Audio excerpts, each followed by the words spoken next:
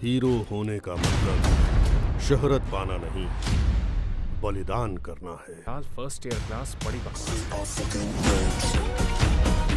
हमारे सभी समझदार व्यूवर्स से एक सिंपल सा क्वेश्चन, यदि द बॉयज से सारा एक्शन, वायलेंस, सेक्स, पॉलिटिक्स और सटायर निकाल कर उसे एक कॉलेज का बैकड्रॉप में डाल दिया जाए तो हमें क्या मिलेगा? जवाब है जेन वी। सीरियसली, द बॉयज की क्रिएटिव टीम उसके स्पिन ऑफ जेन वी के साथ एक बार फिर शानदार तरीके से अपनी सोच को पर्दे पर उतारने में कामयाब रही है। हालांकि अभी इसके 3 एपिसोड्स ही टेलीकास्ट किए गए हैं और सीजन के बाकी के 5 एपिसोड्स हर फ्राइडे को रिलीज किए जाएंगे। पर इन 3 एपिसोड्स में ही व्यूअर्स इतना तो समझ गए हैं कि जेन वी की आगे की जर्नी बड़ी थ्रिलिंग होने वाली है। वैसे तो एक बार सारे एपिसोड्स आने के बाद हम आपके लिए एक डिटेल्ड वीडियो जरूर लेकर आएंगे, पर इन 3 एपिसोड्स को देखकर हम ये तो पता कर ही सकते हैं कि इसके आगे का सफर कैसा होने वाला है। तो सबसे पहले एक यक्ष प्रश्न, और वो ये कि अगर आपने द बॉयज नहीं देखी है तो क्या आप जेन वी से रिलेट कर पाएंगे,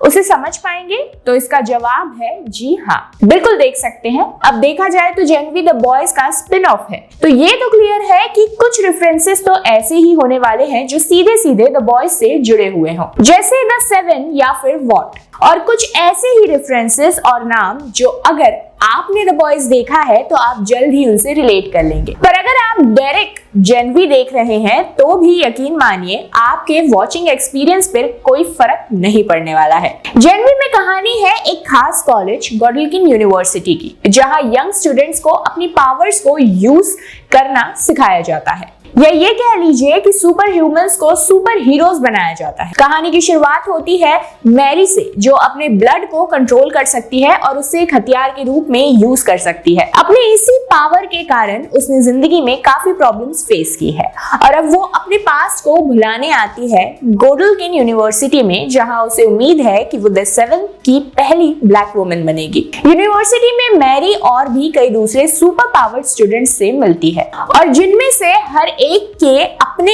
अलग पावर्स और कैपेबिलिटीज है। जिनमें से एक है यूनिवर्सिटी का गोल्डन बॉय ल्यूक, जिसकी लाइफ में सब कुछ सॉर्टेड है।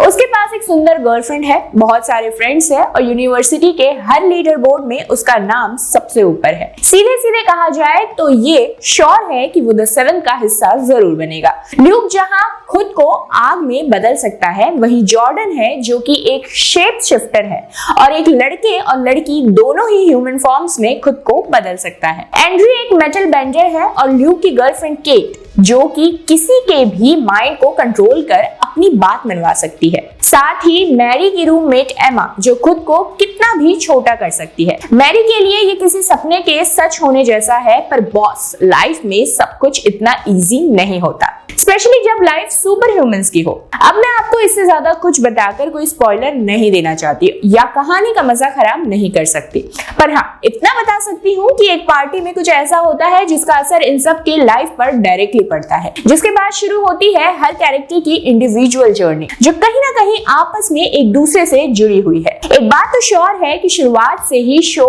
के मेकर्स द बॉयज की तरह ही कुछ हटके और बाउंड्री पुशिंग स्टाइल को मेंटेन रखने में पूरी तरह से कामयाब रहे हैं। जेन वी जेंडर, सेक्सुअलिटी, ड्रग्स और ईटिंग डिसऑर्डर्स जैसे मुद्दे को एक्सप्लोर करता है जो यंग अडल्ट्स अपनी असल जिंदगी में फेस करते हैं। इस बात में कोई शक नहीं है कि जेन वी अपनी ओरिजिनल द बॉयज की तरह ही हंसी मजाक वाली कॉमेडी और समाज की कड़वी सच्चाई पर सटायर करता हुआ बड़ी ही चालाकी से एक बैलेंस बनाने में कामयाब होता है और साथ ही ये अपनी खुद की एक अलग पहचान बनाने में कामयाब होता है।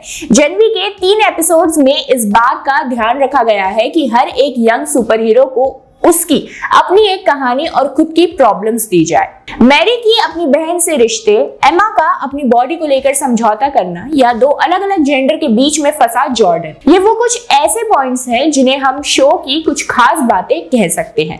इसके अलावा जेन वी पावर, पॉलिटिक्स, मीडिया जैसे इंपॉर्टेंट सब्जेक्ट्स को भी एक्सप्लोर करता है। ये शो बाकी आम सुपर हीरो जॉनर के चलते आ रहे ट्रेंड को चैलेंज करते हुए द बॉयज की दुनिया को और भी एक्सप्लोर करता है। शुरुआत में शायद कुछ लोगों को इस पर डाउट था कि ये सिर्फ ओरिजिनल सीरीज की सक्सेस का फायदा उठाने की एक कोशिश है। लेकिन ये कहना गलत नहीं होगा कि जेन वी अपनी एक अलग पहचान बनाने में कामयाब हुआ है। तो दोस्तों 3 एपिसोड्स रिलीज हो चुके हैं और आगे के एपिसोड्स हर फ्राइडे को रिलीज किए जाएंगे। हमारा ये मानना है कि ये शो आपके लिए एक अच्छा शो साबित हो सकता है अगर आपको खून खराबे, मारधाड़, न्यूडिटी और एक्सट्रीम वायलेंस से कोई एलर्जी ना हो। तो दोस्तों फिलहाल के लिए इतना ही। मैं आपसे मिलती हूँ हमारी नेक्स्ट ऐसी ही एंटरटेनिंग वीडियो में। तब तक के लिए खुश रहे, मस्त रहे और तंदुरुस्त रहे।